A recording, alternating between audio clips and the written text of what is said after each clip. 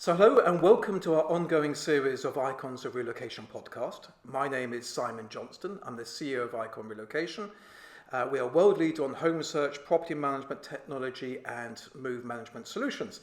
Now today I'm delighted, as you've probably seen, to be off-site. I'm at the most amazing facilities in Cobham, the ACS American Community School facility, and also with an equally amazing person, and with the Caroline Breeds, who knows pretty much everything there is to know about this school.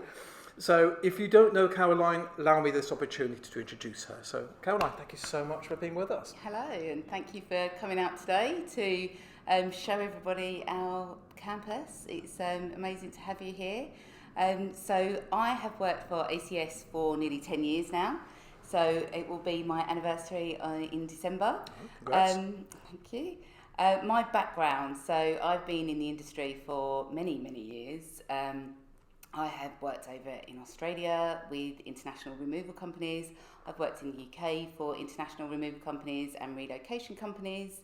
Then I decided to go into global mobility. So I worked for Citibank and RBS for periods of time. So got to know a little bit more about what the expat wants when they relocate. For sure.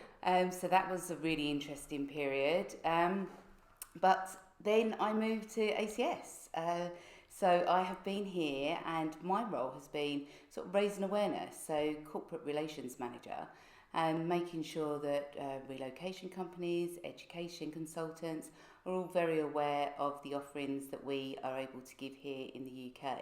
So that's predominantly my Which role. is a perfect lead on, because you very kindly walked me around the grounds earlier, which, by the way, spectacular. If anybody hasn't been here, you should. 128 acres, That's right. you say, from Yeah. 2-year-olds upwards. And I have to say, I thought I knew this school, I knew you well, but you told me so much interesting items about this. So this is the American Community School, which obviously was predominantly aimed at Americans, but you actually informed me it's far more than that. Could you explore who comes here and who is the sort of typical student? Yeah, of course. So this school actually started just over 50 years ago, and we were, as you say, the American Community School. However, about 12-15 years ago, we actually rebranded to ACS International Schools. Right. So we're very much seen as an international school rather than an American school these days, just purely because of the amount of nationalities that we have at the school. So here at Cobham, for example, we would have anywhere between 50 and 77 different nationalities. So Out of how many students? What's the population? so the population is over 1,200 students, between 1,200 and up to 1,300 students we would have here. And we do have a small proportion of those that board with us. So you would only have anywhere up to around 200 students that would board with us. Okay. And as I was mentioning earlier to you, we have a variety of nationalities there, as well as actually we have boarders that come here just throughout the week and then they go home at the weekends. Oh, your week boarders. Yeah. Very nice. So their parents may be in central London, or they may be further afield but still in the UK. So yeah, so that's... So what nationalities are the predominant ones? I mean, again, so is it still American as the number one population number, or actually you mentioned quite a lot of Brits and other nationalities are here. Yeah. Could you sort of explore that a bit for us? So certainly here at Cobham, it would be Americans, Canadians. They would be very high up there, sort of number one. And then at our Egham campus, for example, we would actually have the British that would be number one. So Wow. you might find that perhaps those families have been overseas and have been doing the IB, which is the International Baccalaureate, and they want their children to carry on when they come home. So they come home and they look for a school that supports that, and at ACS Egham they can. So you mentioned the IB. Could we just explore that for a second? So, Yeah. so anybody who is looking to relocate here to the UK, they're saying, well, I've got the IB, I've obviously got the sort of the home curriculum, American curriculum, obviously the British one. So what do you offer here? Is it purely the IB, or is it more than that? So what ACS aim to do for any student is to actually help them learn for the new way that the world is actually asking people to learn in. So there are a number of amazing courses that we do offer. Predominantly, as you say, we do the IB, so that's the International Baccalaureate. We do that from age 4 to 18 at ACS Egham. Okay. Whereas at Cobham and Hillingdon, we also offer the international curriculum as well. Okay. So there's the international curriculum as well as the IB when they get to age 16. So they can take that through 16 through to 18. Okay. Or they could also do the AP, which is the advanced placement, and that's the American curriculum. But we also have some very exciting different courses. So, for example, we do offer the Global Citizen Diploma. So that's something that's quite new, and it sort of teaches the children to think ethically. So it's a different way of learning. So we offer that actually just at ACS Hillingdon. And then also at ACS Hillingdon, we offer a digital arts program, which is all to do with filming, animation and game design. Oh, which is a big topic. So that's a recent thing? Yes, that is a recent thing. And obviously with offering courses like that, you have to make sure that you have the right teachers to be able to offer a course like that, and the right equipment, because without the equipment, especially in those areas, it would be disastrous, to say the least. So there's a huge range of options here. So again, so this is really fascinating. So I've known you for a long time, and I've learned a lot in this conversation. So it is not purely American by any stretch. It is not purely boarding by any stretch. And you have a whole range of different education process at the different campuses. Yes. So each of these campuses tends to focus on a different priority. Would that be fair, or is that slightly incorrect? I wouldn't say they have different elements, but I wouldn't say, I think as a whole ACS have the same priority for all the students, but they just have different elements at each campus. So I would say also with ACS Egham, maybe a little bit more European, and then we have a complete mix at ACS Hillingdon and Cobham. And we also have amazing bus service as well. I'm so pleased you asked this. No, I really want to ask us about this, because from our point of view, obviously we specialise on the home search removals, and let's be honest, the housing market is quite challenging at the moment. So therefore, it used to be the case that you could find properties quite easily around, say, Cobham, Weybridge, etc. But it might be a case of having to look further afield. So if that's the case, your bus network can help? So there are a couple of options that we allow the students. So they can either have door-to-door service, or we also offer a shuttle service as well. So for instance, with our Egham campus, for example, you could live in Chiswick or Hammersmith and actually get a shuttle bus there and go out to the school at Egham. Now, because it's a reverse commute, it's actually not a bad journey. So you're looking at possibly 40 minutes. You're going against the flow of the traffic, aren't you, predominantly? That makes all the difference in this country. It does. And really even when we're looking at ACS Hillingdon, again, because they're going against the flow of traffic, that some students, even from the St John's Wood area, they could be out at our school within 40 minutes. And the fact that you've then got... From St John's Wood, that's basically central North London. You can easily commute out to here.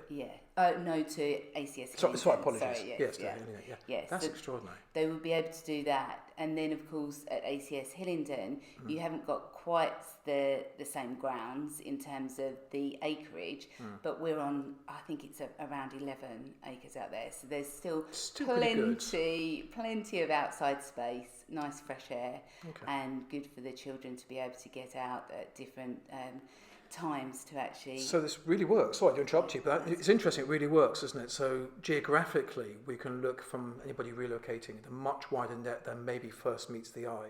Absolutely. To really sort of make something work here. And it really should work here, because it's an amazing school. I have to actually ask a question, which maybe is sort of semi-related. I'm a bit of a sports guy, I have to say. You know, anything sporty on TV, I'm sitting watching it almost exclusively. But you talk about the fact you're international school. So what sports sort of drive your sort of activity here? Is it your typical British sports? Do you have more of an international flavour on sports? How does that work? It would be a complete mixture, I would say. What they tend to do is do different sports or specialise in different sports at different times of the year. Right. You would get any kind, especially at Cobham. We also have the swimming pool here as well, so you'll get a lot of swimmers that want to come here. You then get obviously soccer or football.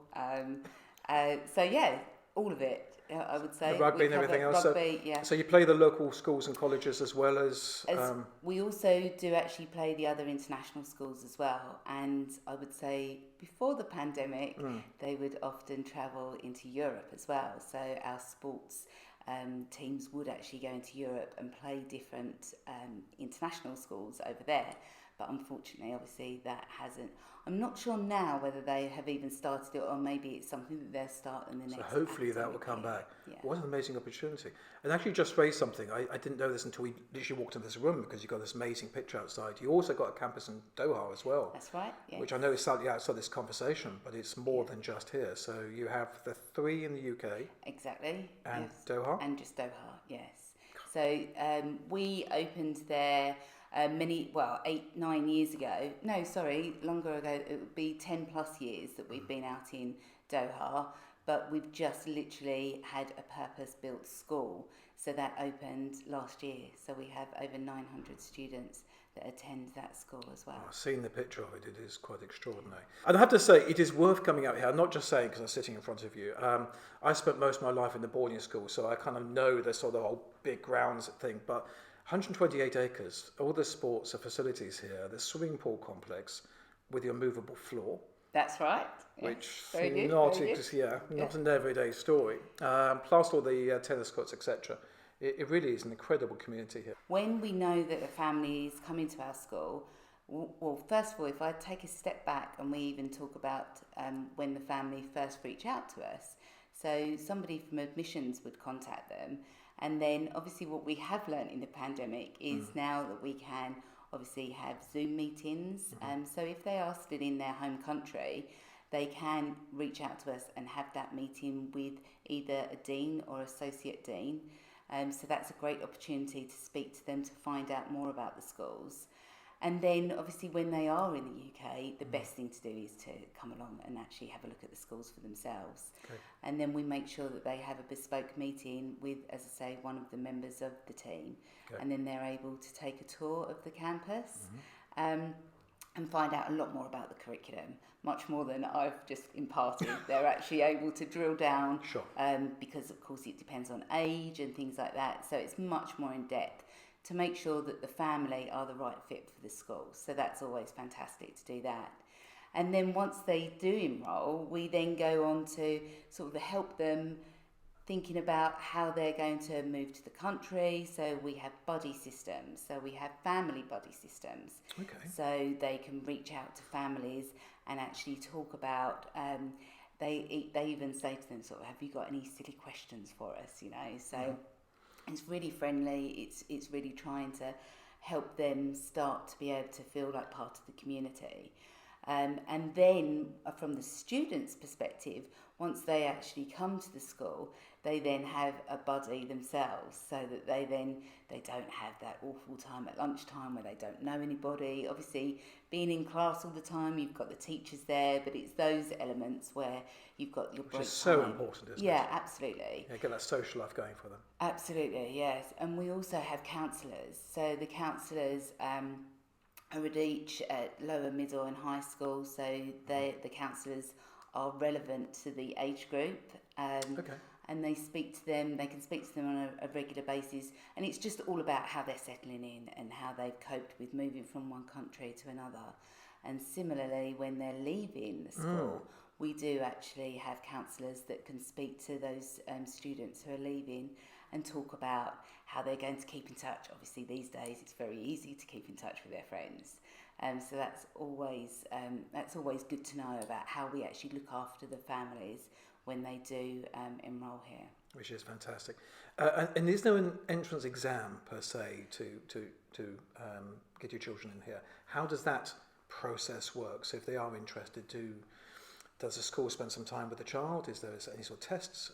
Anything along those lines? No, we don't have any testing other than when they get to a certain age, we would put them through an English test, but that's a much higher age group. We do actually have some children that can even start at school and they can't really speak English very well. And then I have actually met one student who, after 5 years of being here, was actually giving a talk at one of our open days. So that's extraordinary. So it is amazing.